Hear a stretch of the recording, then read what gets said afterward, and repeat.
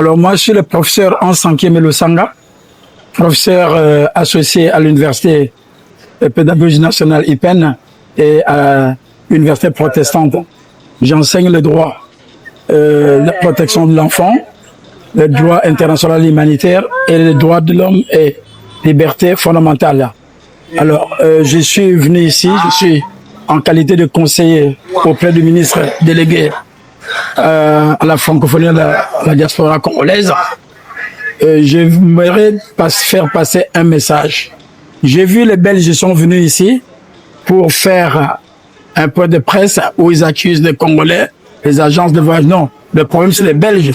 Les Belges ne doivent pas accepter de diriger, superviser la demande de visa de tous les pays Schengen.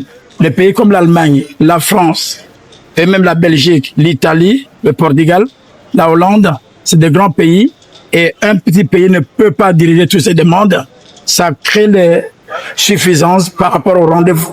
Or, j'ai entendu les autorités belges venir au Congo pour accuser les agences de voyage. Mais pourquoi les agences de voyage peuvent exploiter les gens? Ils profitent de ce que le chaos que les Belges créent pour essayer de soutirer l'argent. Par ailleurs, j'ai déposé une plainte en Belgique contre la maison Schengen parce que je trouve inacceptable que la maison Schengen puisse exiger l'argent des Congolais et ne donne pas les visas. Et lorsqu'il y a un refus, la procédure, on doit faire le recours, pas au pays destinataire, mais au pays de la Belgique. Et la Belgique, un avocat congolais ne peut pas représenter son client en Belgique. Il faut aller en Belgique à l'audience pour défendre votre visa. On vous refuse le visa. Et en même temps, on vous dit, pour que le recours soit recevable, vous devez vous déplacer en Belgique. Comment vous allez faire comme miracle? Donc moi, je pense que toute sorte de politique, on doit essayer d'abandonner ça. Et je rebondis aussi, j'ai vu qu'il y a l'Union européenne qui est venue en Angola pour essayer de parler de migration irrégulière avec l'Union africaine. Vous pensez qu'un Européen peut devenir au Congo irrégulier? Non. Alors, il y a le principe de réciprocité.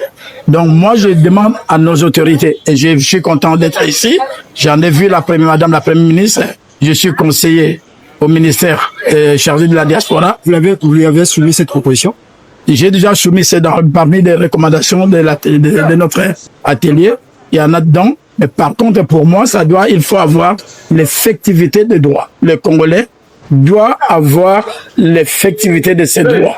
Ça ne doit pas être des droits déclaratifs ou théoriques. Ça doit être des droits effectifs. Ça veut dire que un Congolais a le droit de se déplacer. D'ailleurs, notre article 30 garantit la liberté de mouvement et eux-mêmes en Europe, la libre circulation des personnes fait partie des droits fondamentaux.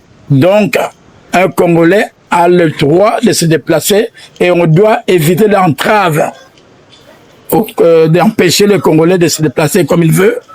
Alors, moi, je demande à vous, les journalistes, de soutenir mon action que j'ai déposée en Belgique contre la maison Schengen. Je réclame quoi? Je réclame que chaque pays Schengen retrouve son autonomie. C'est-à-dire la France traite ses demandes, l'Allemagne, la Belgique, etc.